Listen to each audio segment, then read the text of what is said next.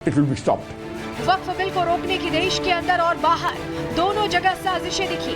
देश के अंदर ओवैसी के साथ साथ बरेली के मौलाना तौकीर रजा ने भी वक्फ बिल को लेकर मुसलमानों को उकसाया, लेकिन गृह मंत्री अमित शाह ने साफ कर दिया कि वक्फ बिल आगामी सत्र में हर हाल में पास कराया जाएगा। वक्फ संशोधन विधेयक 2024 वक्फ संपत्तियों के प्रबंधन और संरक्षण और उसके दुरुपयोग तीनों को कमिटेड है और आने वाले दिनों में पार्लियामेंट में इसको पारित किया जाएगा। गृह मंत्री अमित शाह के इस बयान से साफ हो गया है कि वक्फ बिल तो पास होकर रहेगा।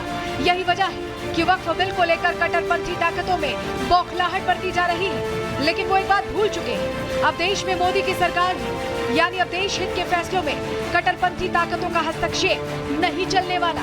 Bureau report, Republic Bharat. तो हमने आपको बताया ना, सियासी जमीन खिसक गई। ऐसे में ओवैसी एक और नया फॉर्मूला ट्राई कर रहे हैं। आपको जरा बता देते हैं कैसे इंडी के जो अपने साथी हैं उनको पैगाम दे रहे हैं, जानकारी आपके सामने रख रहे हैं। वक्फ बिल पर आपको बताएं, वो कह रहे हैं विपक्षी पार्टियों को ओवैसी सीधे सीधे संदेश देने की कोशिश करें, मैसेज दे रहे हैं कि सबको साथ आने को उनकी तरफ से ये कहा गया है। उनका कहना है कि सब साथ आ जाओ तभी कुछ होगा। हरियाणा में कांग्रेस की जो हार हुई है उस पर भी ओवैसी ने चुटकी ली है, कहा है कि अकेले कुछ कर पाना संभव नहीं है, इसीलिए सबको साथ आना चाहिए। ओवैसी ये नया फॉर्मूला बता रहे हैं और कह रहे हैं कि इंडी गठबंधन के जो और चेहरे हैं वो तय कर ले और साथ आ जाए। सुनिए जरा क्या कह रहे हैं। अब समझ में नहीं आ रहा इन लोगों को, हारने वालों को। अरे शेरवानी तो नहीं आई आपकी, सर पे टोपी दाढ़ी वाला नहीं आया भड़काऊ भाषण देने, हम कैसा हार गए। मैं इन लोगों से कहना चाह रहा हूं, पुरानी पार्टी से जरा समझो मेरी बात को, समझो मेरी बात को। मोदी को अगर हराना है ना तो तुमको सबको साथ लेकर चलना पड़ेगा। तुम अकेले कुछ भी नहीं कर पाओगे, तुमको साथ लेकर चलना पड़ेगा। तो सुना आपने विपक्ष से कैसे आह्वान कर रहे हैं, कैसे उन्हें साथ आने के लिए कह रहे हैं, चुटकी भी ले रहे हैं, लेकिन इसके मैसेज के पीछे का मर्म क्या है, चलिए जल्दी से आपको बता देते हैं। क्योंकि लोकसभा चुनाव में ओवैसी की पार्टी सिमट गई, बहुत अच्छा परफॉर्म नहीं कर पाई। 2024 चुनावों में सिर्फ हैदराबाद में ही जीत मिल पाई और बिहार में AIMIM के 4 विधायक RJD में चले गए, जो जीते भी वो चले गए RJD में। बाकी राज्यों में भी अपेक्षा से कम विस्तार हुआ है और यही बात जो है उनके पेशानी पर बल दे रही है। बड़े मुद्दों पर विपक्षी दलों का सहयोग वो जरूरी बता रहे हैं और संसद में वक्फ बिल पर इंडी का साथ अहम है और इसीलिए असदुद्दीन ओवैसी को ये मजबूरन कहना पड़ रहा है कि आप साथ आ जाइए। लेकिन आपको बताएं कि असदुद्दीन ओवैसी का ये जो फॉर्मूला है ये एक मुद्दे पर नहीं रहा है। ऐसा नहीं कि सिर्फ वक्फ को लेकर ऐसा बोलते रहे हैं, सिर्फ इसी बात पर ये कहते रहे हैं, लेकिन आपको बताएं किन किन मुद्दों पर ऐसे ही हंगामा करते रहे, ऐसे ही वो बनते रहे कि वो मुसलमानों के खलीफा हैं। देखिए RSS को लेकर कुछ भी बोलते रहते हैं। इसके अलावा वक्फ संशोधन बिल को लेकर अभी किस तरह से कह रहे हैं, मस्जिद को लेकर हो हल्ला जारी ही रहता है, CA NRC के पीछे ही पड़ चुके थे। इसके अलावा कब्रिस्तान की जिद लगा रहे हैं कि कब्रिस्तान चला जाएगा, दरगाह चली जाएगी, ये बातें वो कहते रहते हैं, ये उनका तरीका है। लेबनान को लेकर कहते रहते हैं, गाजा के लिए रोते रहते हैं, यहाँ रहकर जय फिलिस्तीन कह देते हैं संसद के अंदर। आपको याद होगा नेतन्याहू को भी ऐसी तैसी कहते रहते हैं। तो उनकी ये आदत है कि जो मुद्दा उन्हें लगता है कि वोट बैंक उन्हें मिल जाएगा उसको लेकर वो शुरू हो जाते हैं और टेप रिकॉर्डर तब तक ऑन रहता है जब तक वो समझते नहीं है कि मुसलमानों को उन्होंने अपनी तरफ कर लिया है। चलिए आगे बढ़ते हैं। अब बात करते हैं विजयदशमी की। आज विजयदशमी का त्योहार मनाया जा रहा है और शस्त्र पूजन भी किया जा रहा है। शास्त्रों को आत्मसात करते हुए ही आगे बढ़ा जा रहा है। अब बात इसी की कर लेते हैं। बोलो बजरंगबली की। हरि ओम चंद्रमा मनसो जात शोः सूर्यो अजायत श्रोताद्वायुश्च प्राणसमुखाग्निरजायत दृश्यते लक्ष्मी चलत्या बहो रात्रे पार्श्वे नक्षत्राणि मुक्तसूर्यातम् शून्यकामो महि खानसुनो महि खानो ओम गणानां गणपति गंगवामहे।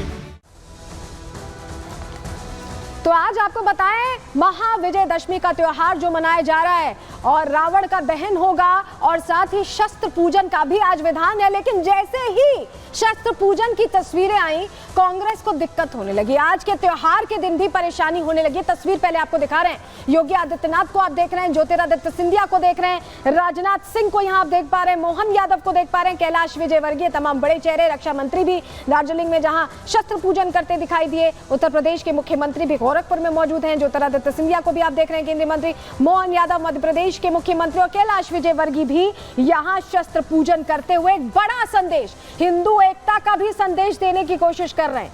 सबसे पहले ये तस्वीरें, 5 तस्वीरें देख लीजिए और चलिए आपको जरा मोहन भागवत की तस्वीर दिखा देते हैं। सरसंघ चालक जो आपको बताएं कि पथ संचलन कार्यक्रम नागपुर में आयोजित किया जाता है आज के दिन और भव्य कार्यक्रम होता है जहां शस्त्र पूजन होता है और बड़ा संदेश हिंदू एकता को लेकर यहीं से दिया गया। तस्वीर आपको दिखा रहे हैं, ये यहाँ पर आयोजन किया गया है और मोहन भागवत ने शस्त्र पूजा किया, नितिन गडकरी भी मौजूद थे और आपको बताएं देवेंद्र फडणवीस भी मौजूद थे और तमाम बड़े चेहरों के साथ हिंदू एकता का मंत्र दिया गया है। आपको बताएं कि मोहन भागवत स्पष्ट संदेश देने की कोशिश कर रहे हैं कि सबको एक साथ रहना है, एकजुट रहना है, जाति के दहन का आज दिन है, हिंदू एकता की बात आपको याद होगा योगी आदित्यनाथ ने भी की थी कि बटोगे तो कटोगे।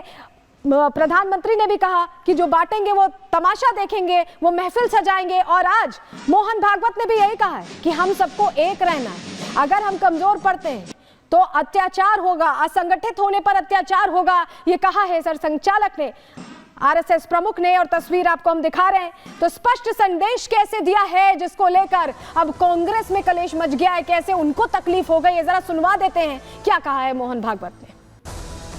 हम अगर दुर्बल है, असंगठित है, तो उसका मतलब हम अत्याचार को निमंत्रण दे रहे हैं।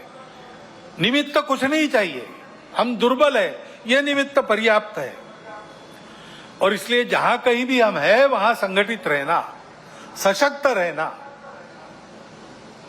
किसी से शत्रुता नहीं करना, हिंसक नहीं बनना, योगदान देने वाले बनना, परंतु इसका अर्थ दुर्बल रहना नहीं, अशक्त रहना नहीं। इसको हमको करना ही पड़ेगा। तो जैसे ही मोहन भागवत ने ये कहा कि वक्त आ गया है कि हम सोचें और एकजुट हो जाएं, ये कांग्रेस को पसंद नहीं आया, उन्हें दिक्कत होने लगी। और इसका जो नमूना है, जो परेशानी एक उठी है कांग्रेस के मन में, जरा आपको बता देते हैं। सोशल मीडिया प्लेटफॉर्म एक्स पर कांग्रेस के जो चेहरे हैं मणिकम गौर, उनकी तरफ से दरअसल ये पोस्ट किया गया है। उन्होंने लिखा है कि ये देखना बेहद शर्मनाक है, निराशाजनक है कि K7, आपको बताएं ये साइंटिस्ट रहे हैं, इसरो के चेयरमैन रहे हैं और उन्होंने पूजा अर्चना की थी, यहाँ पर शस्त्र पूजन किया था, उसको लेकर प्रश्न पूछा है। कहा है कि विभाजनकारी विचारधारा से जुड़े एक कार्यक्रम में भाग लेते हैं, K7 ने कार्यक्रम में भाग लिया, इन्हें तकलीफ हो गई, चाहे पसंद से या दबाव से, इस तरह की बातें कर रहे हैं। उनकी उपस्थिति नफरत को समर्थन देती है। समझ नहीं आ रहा कि आखिर शस्त्र पूजा जिसका विधान है हिंदू परंपरा में, शस्त्र और शास्त्र की पूजा आज होती है, उससे नफरत को कैसे बढ़ावा दे दिया गया, समझ ही नहीं आई बात। उनकी विरासत को नुकसान पहुंचा रही है, ये कह रहे हैं मणिकम टैगोर। सांसद हैं,